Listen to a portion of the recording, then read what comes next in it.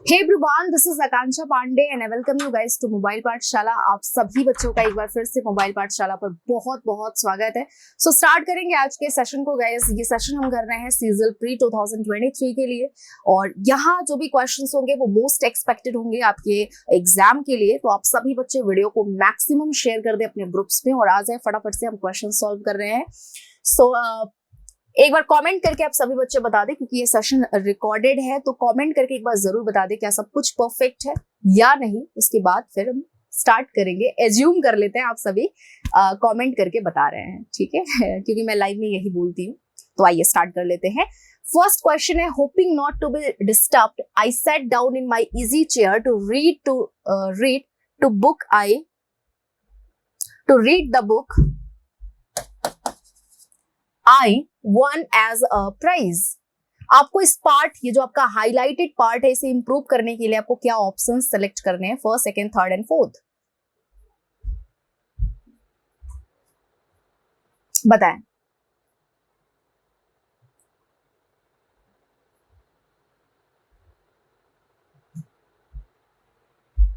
चलिए, so guys यहां correct option हो जाएगा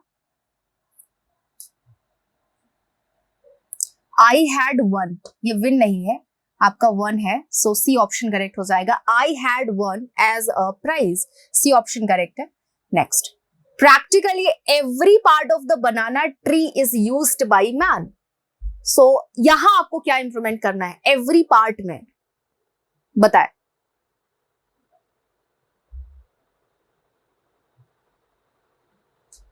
सो गाइज एवरी पार्ट नहीं होगा, क्या हो जाएगा? क्योंकि हम एक एक पार्ट की बात कर रहे हैं, तो ऐसे में ईच पार्ट कर लेंगे, एवरी पार्ट नहीं करेंगे। एवरी पार्ट मींस होता है कंप्लीट पार्ट की एक साथ बात कर लेते हैं। जब आप ईच पार्ट बोलते हो तो इस कोने को, इस कोने को, हम तो हर एक पार्ट को इंडिविजुअली आप वहां पर डिस्क्राइब कर रहे हो, तो ऐसे में आपका ईच पार्ट हो जाएगा। If you are living near a market place you should be ready to bear the disturbance caused by traffic. तो बेयर को इंप्रूव करने के लिए क्या ऑप्शंस हम सेलेक्ट करेंगे?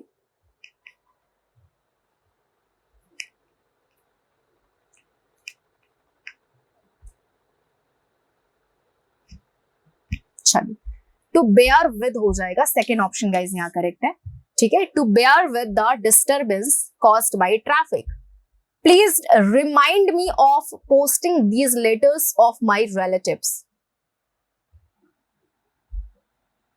बताइए इसमें क्या आंसर होगा आपका? इंप्रूव करना है आपको ऑफ पोस्टिंग को गिवन ऑप्शन से, तो बताएंगे करेक्ट ऑप्शन क्या है। चलिए, so please remind me to post हो जाएगा, सॉरी टू पोस्ट नहीं होगा, फॉर पोस्टिंग हो जाएगा। सी ऑप्शन गाइस यहाँ करेक्ट है। Whenever my student come across new words, I ask them to look for them in the dictionary। तो यहाँ to look for them को इंप्रूव करने के लिए क्या ऑप्शन आप करोगे सेलेक्ट, बताइए।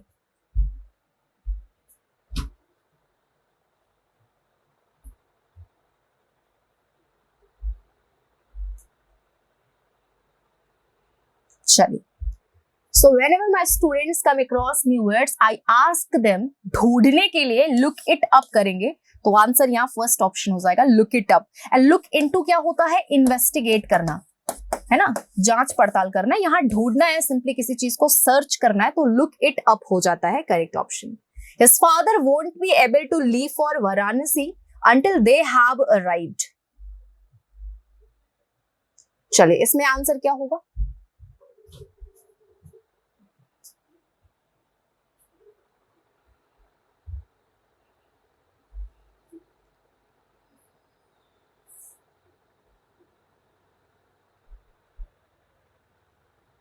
His father won't be able to leave for Varanasi until they arrive, आपका करेक्ट ऑप्शन हो जाएगा। They have arrived नहीं, जब तक उसके पिताजी आ नहीं जाएंगे तब तक वो नहीं जाती है, तो यहाँ फर्स्ट ऑप्शन आपका करेक्ट हो जाएगा। Until और unless के साथ हम will का यूज या should का या would का यूज नहीं करते हैं, सॉरी should का कर सकते हैं, shall, would और will का यूज नहीं कर सकते हैं। Seventh, the company goes to great length to ensure that employees can be comfortable in their work environment। So can be comfortable को आप इंप्रूव करके क्या ऑप्शंस आप सेलेक्ट करेंगे?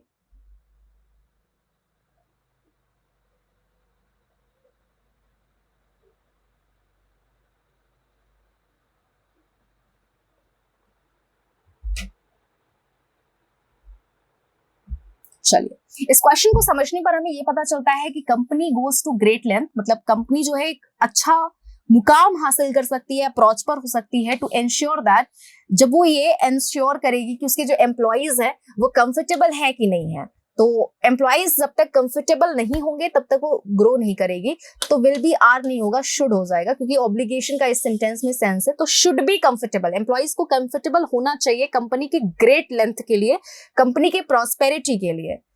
I knew he could not be trusted. He let off the cat from the bag. तो उस पर विश्वास नहीं किया जा सकता है क्योंकि he let off the cat from the bag. इसे इंप्रूव करेंगे किस ऑप्शन से?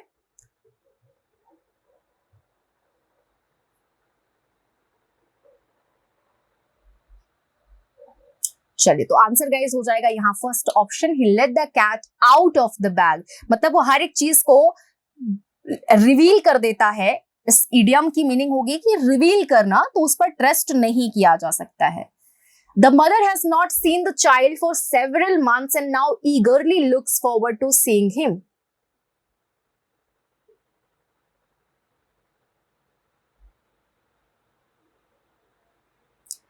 The mother has not seen the child for several months. माँ ने बच्चे को बहुत महीनों से, मतलब काफी महीनों से नहीं देखा, and now eagerly, और अब काफी वो वेट कर रही है, looks forward यानी कि वेट कर रही है उसे देखने का। तो यहाँ पर ये लुक हेड और look for and look into means क्या होता है? इन्वेस्टिगेट करना। लुक फॉर मींस क्या होता है? देखभाल करना। लुक अहेड तो कुछ होता नहीं है, तो आंसर यहाँ नो इंप्रूवमेंट हो जाएगा, D option. I am definitely late. The train will have left the station by the time I reach there.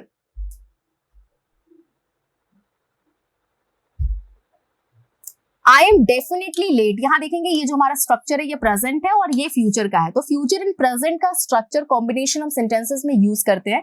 By the time अगर सेंटेंसेस में आपने यूज किया है तो सेंटेंस आपका होता है प्रेजेंट परफेक्ट में, सॉरी फ्यूचर परफेक्ट में।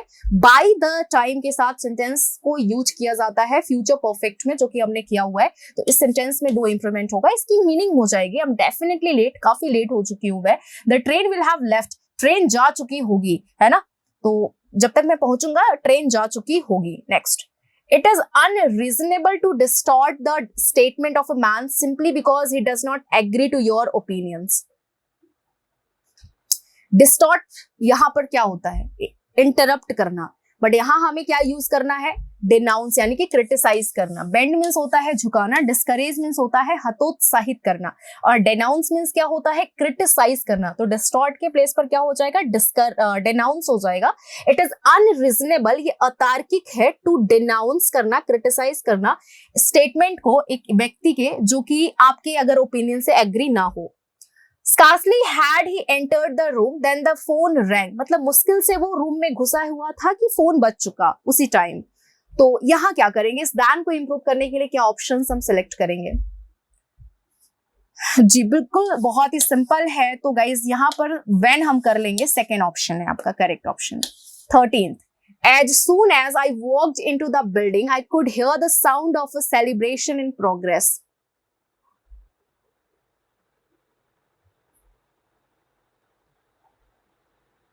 चलिए, तो अगर हमने नो सूनर यहां किया होता तो यहां देन होना चाहिए, जो कि है नहीं, तो ये भी नहीं करेंगे। सूनर देन भी नहीं होगा और हार्डली यहां भी नहीं होगा। तो आंसर क्या हो जाएगा आपका?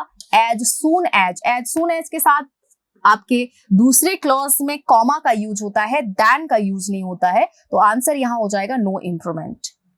The teacher saw through the game and punished him.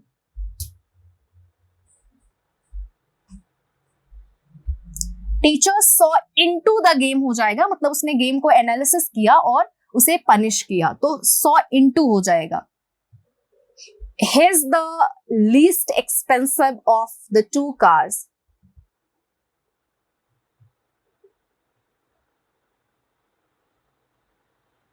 चलिए, तो ऑफ द टू के साथ क्या होता है? हमेशा कंपैरेटिव डिग्री का यूज करते हैं, तो लास्ट नहीं होगा, लेसन भी नहीं होगा, लेस हो जाएगा, लेस एक्सपेंसिव। जब भी ऑफ द टू का एक्सप्रेशन आता है तो हम कंपैरेटिव डिग्री यूज करते हैं, तो लिस्ट के प्लेस पर क्या हो जाएगा बच्चों? लेस एक्सपेंसिव हो जाएगा।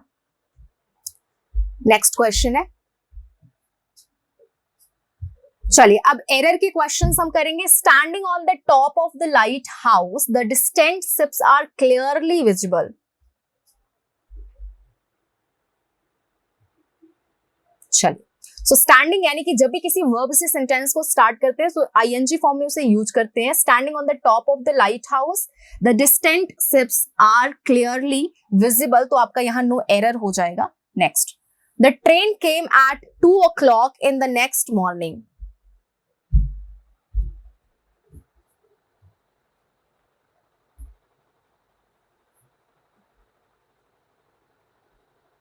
चलिए, तो जब भी फिक्स टाइम की बात करते हैं तो एट का यूज करते हैं। The train came at 2 o'clock in the next morning, तो आपका आंसर हो जाएगा यहाँ भी नो एरर।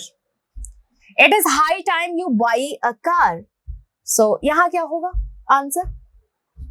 बच्चों, जब भी आप यूज करते हैं एक्सप्रेशंस, तो मैं अभी बोल रही हूं आपको, it is time, it is high time, it is the time, it is opportune time, इन सभी एक्सप्रेशंस के साथ आपको वर्ब अपनी सेकेंड फॉर्म में यूज करनी होती है। तो बाई के प्लेस पर आप सिंपली क्या कर लेते हो, बॉट का यूज कर लेते हो। बॉट हो जाएगा इस ऑप्शन में। सेकेंड ऑप्शन गाइस आपका करेक्ट है। I and my brother live with our parents and work in the form.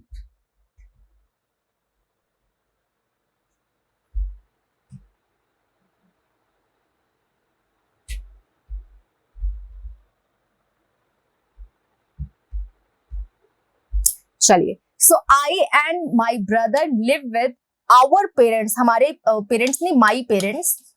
My parents, our नहीं होगा, अगर थर्ड पर्सन होता फिर आपका माई हो जाता। फिर भी यहाँ अगर थर्ड पर्सन आप माई ब्रदर को कंसिडर कर रहे हो, लेकिन माई ब्रदर ही तो है ना। I and my brother live with my parents, अपने मेरे पेरेंट्स के साथ रहते हैं, and work in the form, तो आपका आंसर हो जाएगा सेकेंड ऑप्शन।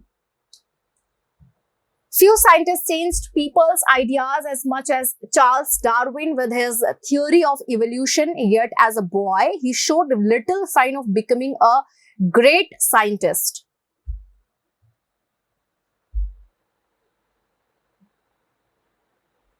चलिए, देखिए, अकेला फ्यू हमेशा नेगेटिव होता है, और जब भी आपको पॉजिटिव सेंस यूज करना हो तो आफ्यू होता है या दाफ्यू होता है। फिलहाल यहाँ आफ्यू आपका करेक्ट हो जाएगा। A few scientist change people's ideas as much as Charles Darwin with his theory of evolution, मतलब बहुत सारे ऐसे साइंटिस्ट हैं जो हम लोगों के सोचने की क्षमता को चेंज कर दिए, जिसमें से चार्ल्स डार्विन का नाम आता है उनकी थ्योरी ऑफ इवोल्यूशन की वजह से। Yet as a boy he showed little sign of becoming a great scientist. यहां भी अ लिटिल साइन होना चाहिए, ये तो टाइपिंग मिस्टेक है, और यहाँ आपका करेक्ट हो जाएगा। तो आंसर आपका यहाँ देखेंगे तो फर्स्ट ऑप्शन हो जाएगा, ठीक है। यहाँ आ फ्यू साइंटिस्ट होना चाहिए, और यहाँ आपका अ लिटिल साइन, मतलब थोड़ा साइन, उनमें बच्चे जब थे तो उनमें ग्रेट साइंटिस्ट बनने के कुछ साइंस आपको दिखे थे, यानी कि कुछ जो है साइन, यानी कि कुछ सूचक दिखा था। The prime ministers good looks won him the election, but he has still to prove that he is not a just pretty face.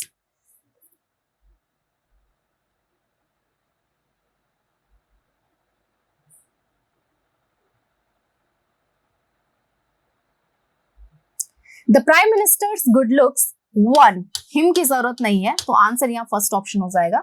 Good looks one the election, but he has one the election. ये one क्या है, second form of the verb है, और यहाँ had to होना चाहिए। बहुत सारे एरर्स हैं यहाँ।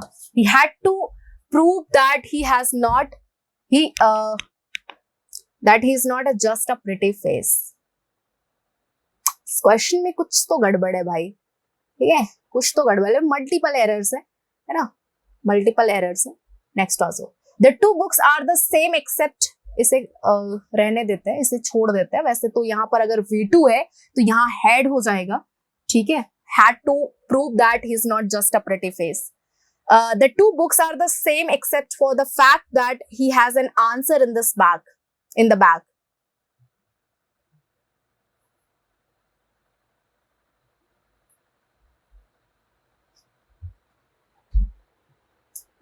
चलिए, तो यहां देखेंगे जो नाउन है ये प्लूरल है, वर्ब भी प्लूरल है। The same except, except the same, except for the fact, for the fact, ये आपका फॉर यहाँ रिडंट है, तो except the fact that this has an answer in this bag, तो एक्सेप्ट द फैक्ट हो जाएगा, एक्सेप्ट फॉर द फैक्ट नहीं होगा। Next, he estimated his income tax bill by extrapolation over figure submitted in previous years. चलिए बताइए इसमें answer क्या होगा आपका?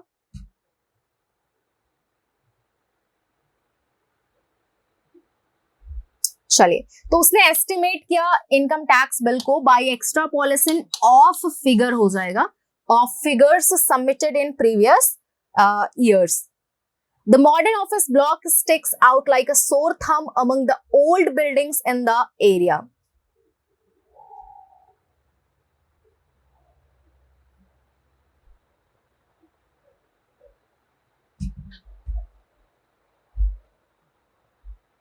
चलिए, the modern office block sticks out नहीं होगा यहाँ, stand out, ठीक है, stand out like a sore thumb, second option है, among the old buildings in the area. जो old offices हैं वो ऐसे खड़े हैं जैसे कि sore thumb हो among the buildings area में, है ना.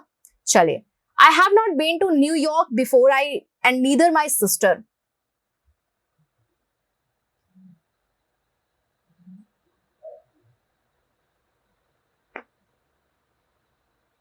चलिए, so I have not been to New York before and neither my sister have been होना चाहिए यहाँ पर, neither my sister have been, तो C ऑप्शन में एरर होगा आपका. Next, a major contribution of Mathura sculptors of that period were the creation and popularization of the Buddha's image in human form. इसका answer आप मुझे comment section में बताएंगे guys, जो भी होगा, और इस वीडियो को मैक्सिमम शेयर करेंगे अपने ग्रुप्स में, अपने दोस्तों के बीच में, जो कि बहुत ज्यादा हमें मोटिवेट करता है अगर आप ऐसा करते हैं. और आपको अगर इस क्वेश्चन में कुछ भी डाउट होगा तो आप मुझे जरूर कमेंट सेक्शन में बताइएगा, ठीक है. और वीडियो को मैक्सिमम शेयर करिएगा, सब्सक्राइब करिएगा, और आपके सब्सक्राइब करने से हमारे वीडियोस के नोटिफिकेशन आप तक पहुंच जाया करेंगे. तो आज के लिए इतना ही, मिलते हैं आप लोगों से कल. Thank you so much, bye bye, take care guys.